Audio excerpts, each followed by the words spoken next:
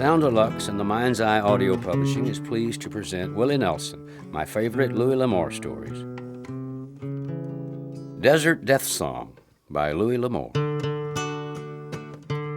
When Jim Morton rode up to the fire, 3 unshaven men huddled there warming themselves and drinking hot coffee. Morton recognized Chuck Benson from the /5, and the other men were strangers. "Howdy, Chuck," Morton said. "Is he still in there?" "Sure is," Benson told him, "and it don't look like he's figuring on coming out." "Well, I don't reckon to blame him. Must be 100 men scattered about." "Nigher'n 200. But you know, Nat Bodine, shaking him out of these hills is going to be tougher than shaking a possum out of a tree." The man with the black beard stubble looked up sourly. "Well, he wouldn't last long if they'd let us go in after him. I'd sure roust him out of there fast enough." Morton eyed the man with distaste. "You think so? That means you don't know Bodine. Going in after him is like sending a hound dog down a hole after a badger. Now, that man knows these hills, every crack and every crevice. He can hide places an Apache would pass up." The black-bearded man stared sullenly. He had thick lips and small, heavy-lidded eyes. "Sounds like maybe you're a friend of his. Maybe when we get him, you should hang alongside of him." Somehow the long rifle over Morton's saddle bows shifted to stare warningly at the man, although Morton made no perceptible movement. "Now, that ain't a handy way to talk, stranger," Morton said casually. "Everybody in these hills knows Nat, and most of us have been right friendly with him one time or another. I ain't taken up with him, but I reckon there's worse men in this posse than he is." "Meaning?" The big man's hand lay on his thigh. "Meaning anything you like." Morton was a Tennessee mountain man before he came west, and gun talk was no stranger to him. "You call it your own self." The long rifle was pointed between the big man's eyes, and Morton was building a cigarette with his hands only inches away from the trigger. "Forget it," Benson interrupted. "What you two got to fight about? Blackie, this here's Jim Morton. He's a lion hunter for the Lazy S." And Blackie's mind underwent a rapid readjustment. This tall, lazy stranger wasn't the soft-headed drink of water he'd thought him, for everybody knew about Morton. A dead shot with rifle and pistol, he was known to favor the former, even in fairly close combat. He'd been known to go up trees looking after mountain lions, and once when 3 hard-case rustlers had tried to steal his horses, the 3 had ended up in Boot Hill. "How about it, Jim?" Chuck asked. "You know Nat. Where do you think he'd be?" Morton squinted and drew on his cigarette. "There ain't no figuring him. I know him, and I've hunted alongside of him. He's almighty knowing when it comes to wild country. Moves like a cat. It's got eyes like a turkey buzzard." He glanced at Chuck. "What's he done?" "I heard some talk down to the /5, but nobody seemed to have it clear. Stage robbed yesterday. Pete Daly of the Diamond D was riding it, and he swore the robber was Nat. And when they went to arrest him, Nat shot the sheriff." "Kill him?" "No, but he's bad off and like to die. Nat only fired once, and the bullet took Larrabee too high." "Don't sound reasonable," Morton said slowly. "Nat ain't one to miss something he aims to kill. You say Pete Daly was there?" "Yeah, he's the only one saw it." "How about this robber? Was he masked?" "Uh-huh, and packing a Winchester .44 and 2 tied-down guns. He was a big black-headed man," the driver said. "He don't know Bodine, but Pete identified him." Morton eyed Benson. "I shouldn't wonder," he said, and Chuck flushed. Each knew what the other was thinking. Pete Daly had never liked Bodine. Nat married the girl Pete wanted, even though it was generally figured that Pete never had a look-in with her anyway, but Daly had worn his hatred like a badge ever since. Mary Callahan had been a pretty girl, but a quiet one, and Daly had been sure he'd win her. But Bodine had come down from the hills and changed all that. He was a tall man with broad shoulders, dark hair, and a quiet face. He was a good-looking man, even a handsome man, some said. Men liked him, and women too, but the men liked him best because he left their women alone. That was more than could be said for Daly, who lacked Bodine's good looks, but made up for it with money.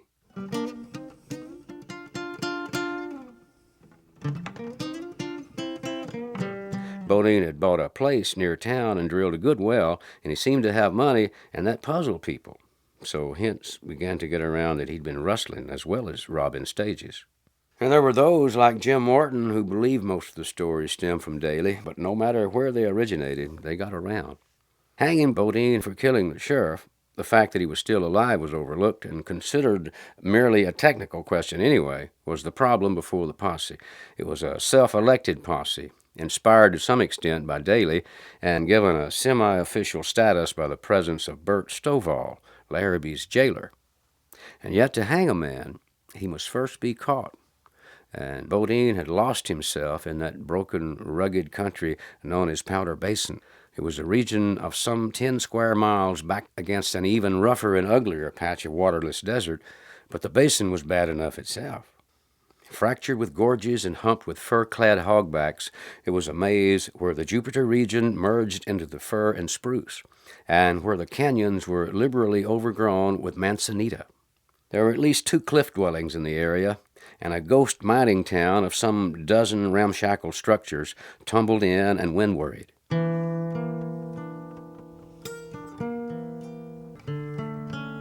"All I can say," Martin said finally, "is I don't envy those who corner him when they do, and if they do." Blackie wanted no issue with Martin, yet he was still sore. He looked up. "What do you mean, if we do? We'll get him." And Martin took his cigarette from his lips. "You want a suggestion, friend? When he's cornered, don't you be the one to go in after him."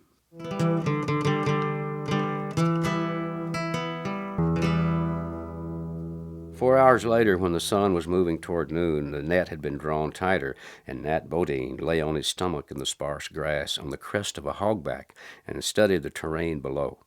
There were many hiding places, but the last thing he wanted was to be cornered and forced to fight it out. Until the last moment, he wanted freedom of movement. Among the searchers were friends of his, men with whom he rode and hunted, men he had admired and liked. And now they believed him wrong. They believed him a killer, and they were hunting him down. And they were searching the canyons with care, so he had chosen the last spot they would examine, a bald hill with only the foot-high grass for cover. His vantage point was excellent, and he had watched with appreciation the care with which they searched the canyon below him.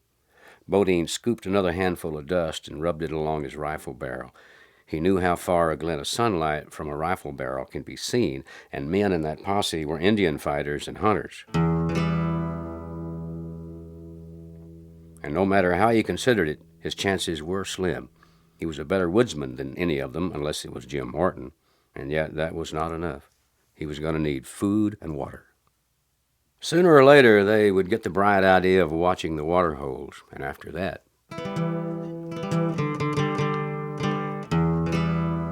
Well, it was almost 24 hours since he had eaten, and he'd soon have to refill his canteen.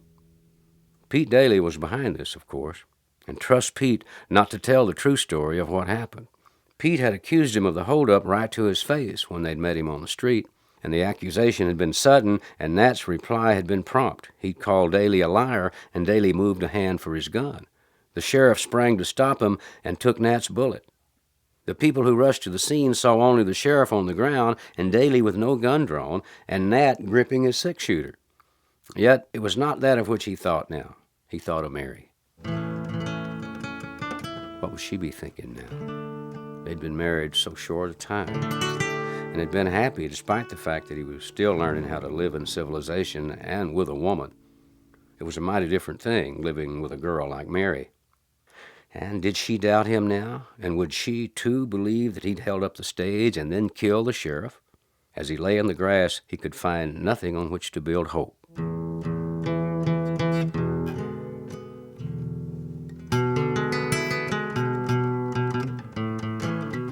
Hemmed in on 3 sides, with the waterless mountains and the desert behind him, the end seemed inevitable, and thoughtfully he shook his canteen. It was nearly empty. Only a little water sloshed weakly at the bottom. And yet he must last the afternoon through, and by night he could try the water hole at Mesquite Springs, no more than half a mile away.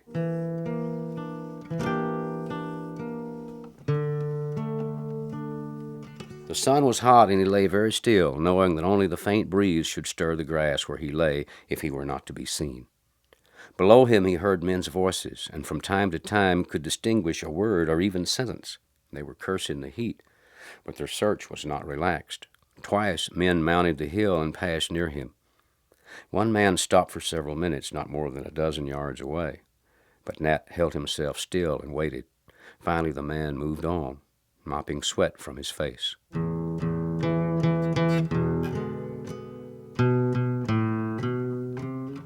When the sun was gone, he wormed his way off the crest and into the manzanita. It took him over an hour to get within striking distance of Mesquite Springs. He stopped just in time. His nostrils caught the faint fragrance of tobacco smoke, and lying in the darkness he listened, and after a moment heard a stone rattle and the faint click of metal on stone. And when he was far enough away, he got to his feet and worked his way through the night toward Stone Cup, a spring 2 miles beyond. He moved more warily now, knowing they were watching the water holes. The stars were out, sharp and clear, when he snaked his way through the reeds toward the cup. Deliberately, he chose the route where the overflow from the Stone Cup kept the earth soggy and high-grown with reeds and dank grass. There would be no chance of a watcher waiting there on the wet ground, and nor would the wet grass rustle. He moved close, but here, too, men waited. He lay there still in the darkness, listening. And soon he picked out 3 men, 2 back in the shadows of the rock shelf, and 1 over under the brush, but not more than 4 feet from the small pool's edge.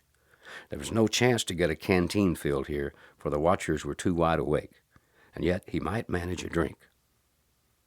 He slid his knife from his pocket and opened it carefully.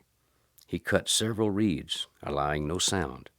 When he had them cut, he joined them and reached them toward the water, and lying on his stomach within only a few feet of the pool and no further from the nearest watcher, he sucked on the reeds until the water started flowing, and he drank for a long time, and then drank again, the trickle doing little at first to assuage his thirst, and after a while he felt better.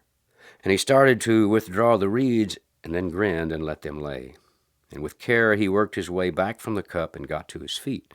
His shirt was muddy and wet, and with the wind against his body he felt almost cold. And with the water hose watched, there would be no chance to fill his canteen, and the day would be blazing hot. There might be an unwatched hole, but the chance of that was slight. And if he spent the night in fruitless search of water, he would exhaust his strength and lose the sleep he needed. Returning like a deer to a resting place near a ridge, he bedded down in a clump of manzanita. His rifle cradled in his arm, he was almost instantly asleep.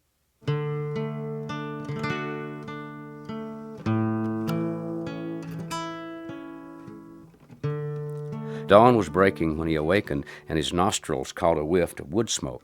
His pursuers were at their breakfast, and by now they would have found his reeds, and he grinned at the thought of their anger at having had him so near without knowing. Martin, he reflected, would appreciate that. Yet they would all know he was short of water. Worming his way through the brush, he found a trail that followed just below the crest and moved steadily along in the partial shade, angling toward a towering hogback. Later, from well up on the hogback, he saw 3 horsemen walking their animals down the ridge where he had rested the previous day. 2 more were working up a canyon, and wherever he looked, they seemed to be closing in. He abandoned the canteen, for it banged against brush and could be heard too easily. He moved back, going from one cluster of boulders to another, then pausing short of the ridge itself. The only route that lay open was behind him, into the desert, and that way they were sure he would not go. The hogback on which he lay was the highest ground in miles, and before him the jagged scars of 3 canyons running off the hogback stretched their ugly length into the rocky, brush-blanketed terrain. And up those 3 canyons, groups of searchers were working. Another group had cut down from the north and come between him and the desert ghost town.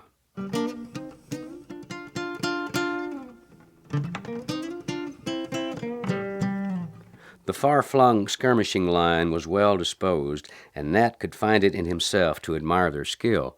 These were his brand of men, and they understood their task. Knowing them as he did, he knew how relentless they could be. The country behind him was open, and it would not be open long.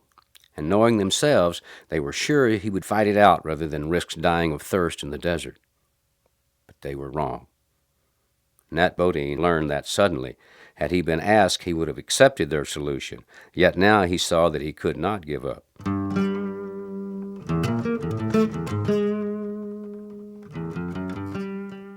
The desert was a true powder basin. The Indians had called it the place of no water, and he had explored deep into it in the past years and found nothing. And while the distance across was less than 20 miles, a man must travel twice that, or more, up and down and around if he would cross it, and his sense of direction must be perfect. And yet, with water and time, a man might cross it, and Nat Bodine had neither. Moreover, if he went into the desert, they would soon send word and have men waiting on the other side. He was fairly trapped, and yet he knew that he would die in that waste alone before he'd surrendered to be lynched. And nor could he hope to fight off this posse for long.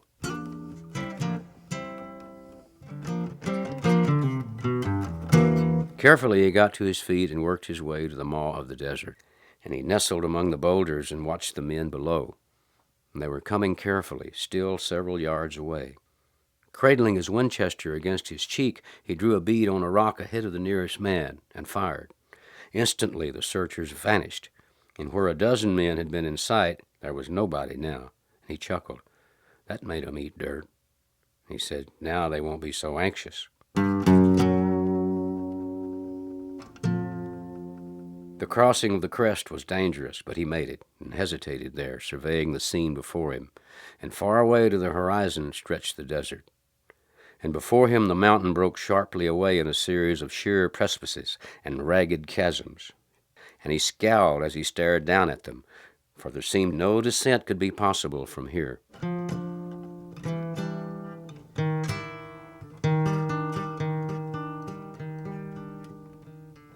Chuck Benson and Jim Martin crouched in the lee of a stone wall and stared up at the ridge from which the shot had come. He didn't shoot to kill, Martin said, or he'd had one of us. He's that good. What's on his mind? Benson demanded. He's stuck now. I know that ridge, and the only way down is the way he went up. Let's move in, Blackie protested. There's cover enough. Well, you don't know Nat. He's never caught until you see him down. I know the man. He'll climb cliffs that would stop a horsefly.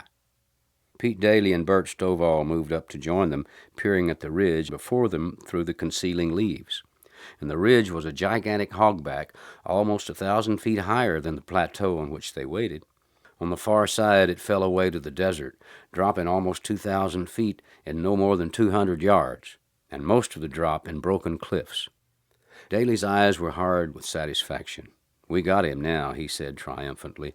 He'll never get off that ridge. We've only to wait a little and then move in on him. He's out of water, too. Martin looked with distaste at Daly. You seem powerful anxious to get him, Pete. Maybe the sheriff ain't dead yet. Maybe he won't die. And maybe his story of the shooting will be different. Daly turned on Martin, his dislike evident.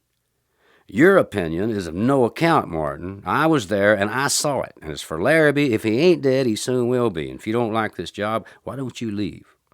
Jim Martin stoked his pipe calmly. Because I aim to be here if you get Bodine. And I personally figure to see he gets a fair shake. And furthermore, Daly, I'm not beholden to you, no way, and I ain't scared of you. Howsoever, I figure you got a long way to go before you get Bodine. And high on the ridge, flat on his stomach among the rocks, Bodine was not so sure. He mopped sweat from his brow and studied again the broken cliff beneath him. And there seemed to be a vaguely possible route. But the thought of it in his mouth turned dry and his stomach empty.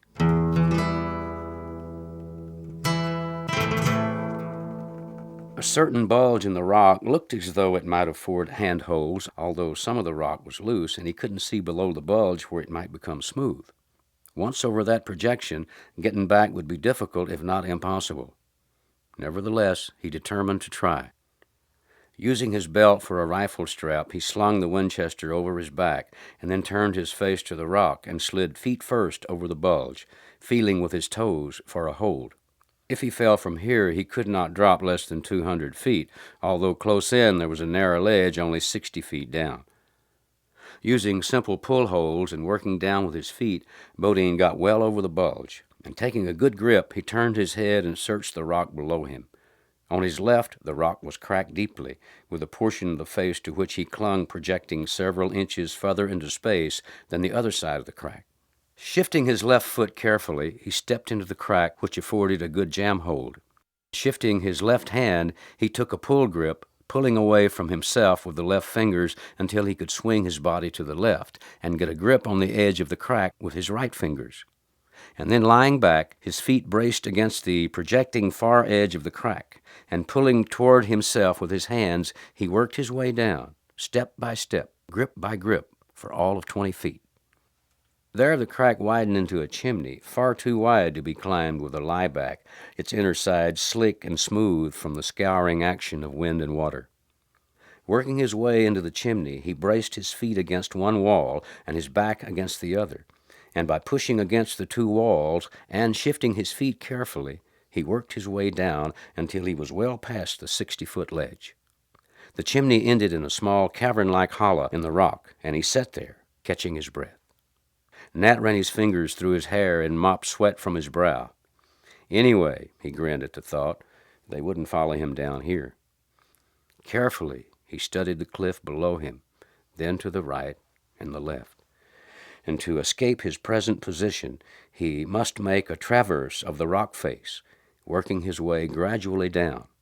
For all of 40 feet of climb, he would be exposed to a dangerous fall, or to a shot from above if they had dared the ridge.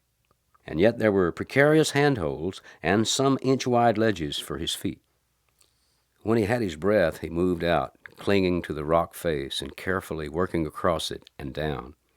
Sliding down a deep slab, he crawled out on a knife-edge ridge of rock and, straddling it, worked his way along until he could climb down a further face, hand over hand. Landing on a wide ledge, he stood there, his chest heaving, staring back up at the ridge. No one was yet in sight, and there was a chance that he was making good his escape. At the same time, his mouth was dry, and the effort expended in climbing and descending had increased his thirst.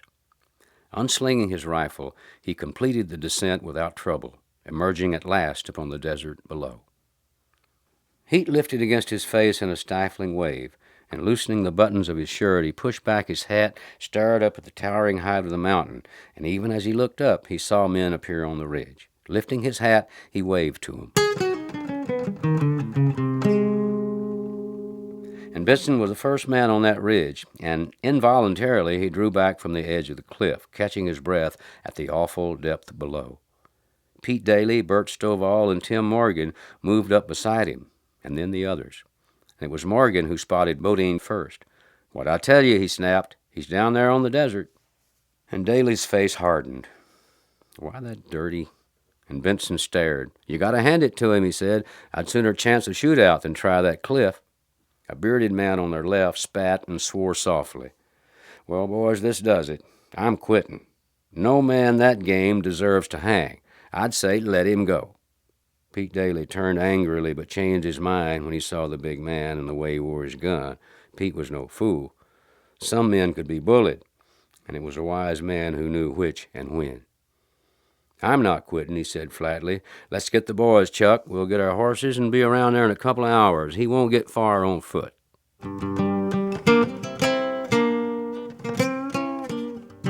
Nat Bodine turned and started off into the desert with a long, swinging stride. His skin felt hot, and the air was close and stifling, and yet his only chance was to get across this stretch and work into the hills at a point where they could not find him. All this time, Mary was in the back of his mind, her presence always near, always alive. Where was she now? What was she doing? And had she been told? Nat Bodine had emerged upon the desert at the mouth of one of a boulder-strewn canyon slashed deep into the rocky flank of the mountain itself.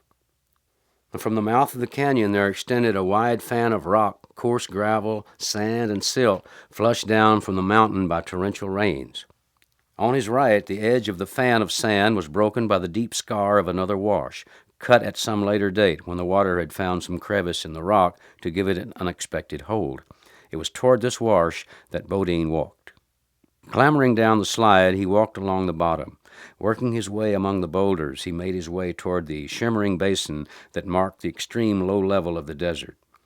And here, dancing with heat waves and seeming from a distance to be a vast blue lake, was one of those dry lakes that collect the muddy runoff from the mountains.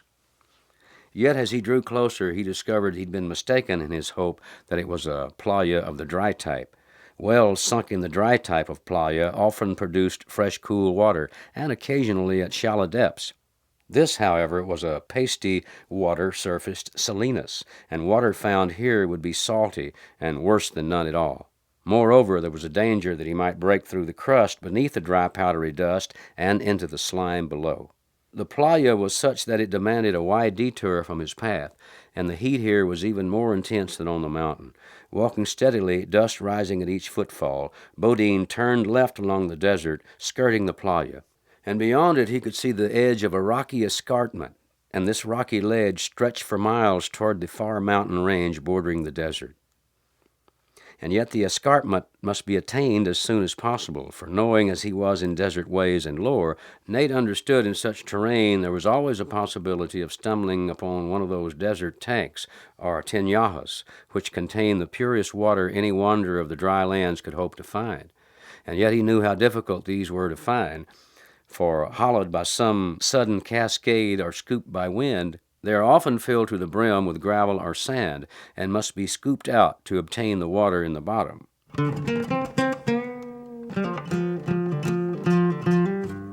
Nat Bodine paused, shading his eyes toward the end of the playa. It was not much farther. His mouth was powder dry now, and he could swallow only with an effort. He was no longer perspiring. He walked as in a daze, concerned only with escaping the basin of the playa, and it was with relief that he stumbled over a stone and fell headlong. Clumsily he got to his feet, blinking away the dust and pushing on through the rocks. He crawled to the top of the escarpment through a deep crack in the rock, and then walked on over the dark surface. It was some ancient flow of lava crumbling to ruin now, and here and there a broken blister of it. In each of them he searched for water, but they were dry. At this hour he would see no coyotes, but he watched for tracks, knowing the wary and wily desert wolves knew where water could be found. The horizon seemed no nearer, nor had the peaks begun to show their lines of age, or the shapes into which the wind had carved them.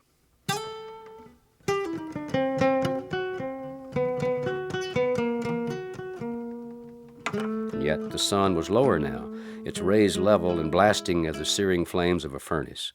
Bodine plodded on, walking toward the night, hoping for it, praying for it. Once he paused abruptly at a thin whine of sound across the sun-blasted air.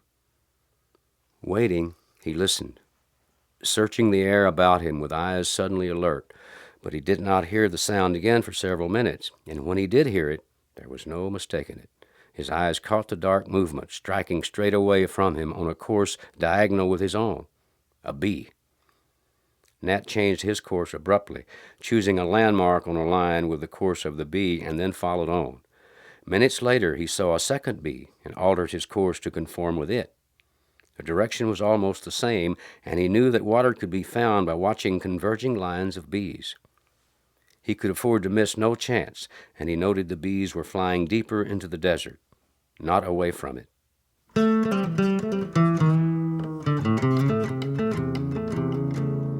Darkness found him suddenly. At the moment, the horizon range had grown darker, its crest tinted with old rose and gold, slashed with a deep fire of crimson. And then it was night, and a coyote was yapping myriad calls at the stars. In the coolness, he might make many miles by pushing on, and he might also miss his only chance of water. He hesitated, and then his weariness conformed with his judgment, and he slumped down against a boulder and dropped his chin on his chest. And the coyote voiced a shrill complaint, and then, satisfied with the echo against the rocks, ceased his yapping and began to hunt. He scented the man smell and skirted wide around, going about his business.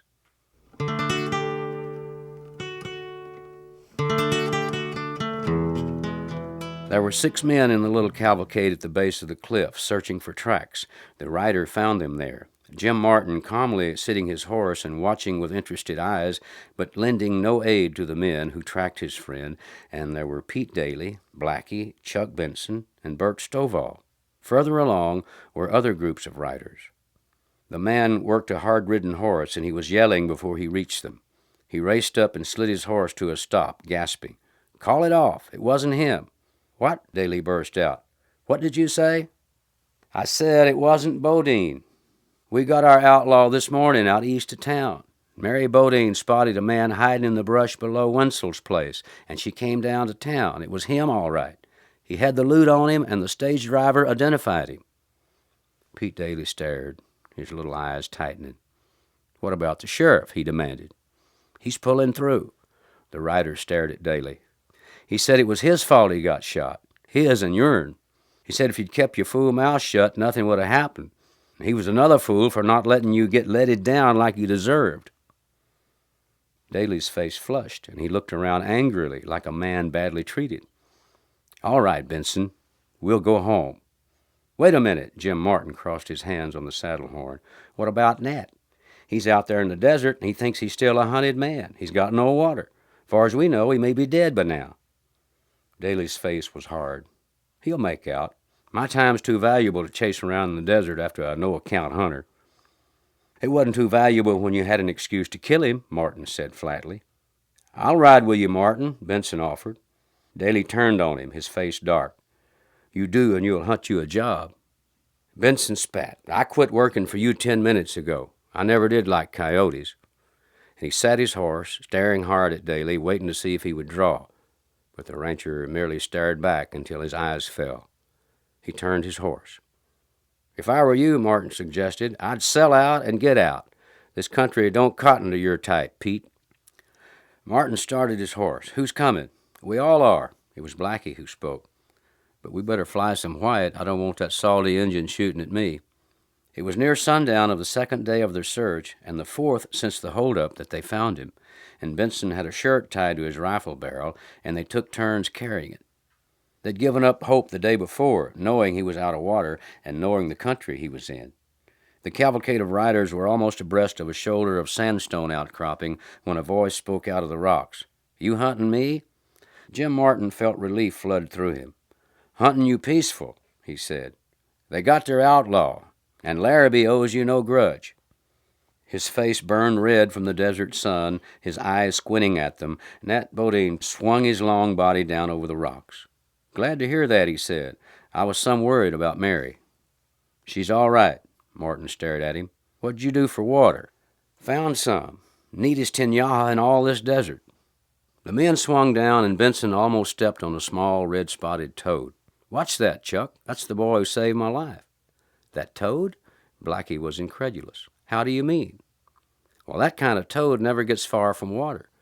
You only find them near some permanent seepage or spring. I was all in, down on my hands and knees when I heard him cheeping. It's a noise like a cricket, and I'd been hearing it some time before I remembered that a Yankee had told me about these frogs. So I hunted and found him, and I knew there had to be water close by. I'd followed the bees for a day and a half, always this way, and then I lost them. And while I was studying the lay of the land, I saw another bee, and then another, all headed for this bunch of sand rock. But it was the toad that stopped me." They had a horse for him, and he mounted up. Blackie stared at him. "You better thank that Martin," he said dryly. "He was the only one that was sure you were in the clear." "No, there was another," Martin said. "Mary was sure. She said you were no outlaw, and that you'd live. She said you'd live through anything." Martin bit off a chew and glanced again at Nat. "They was wondering where you make your money, Nat." "Me?" Bodine looked up, grinning. "Mining turquoise. Found me a place where the Indians worked. I'd been cutting it out and shipping it east." He stooped and picked up the toad and put him carefully in the saddlebag. "That toad," he said emphatically, "goes home to Mary and me. Our place is green and mighty pretty and right on the edge of the desert, but with plenty of water. And this toad has got a good home from here on. And I mean a good home."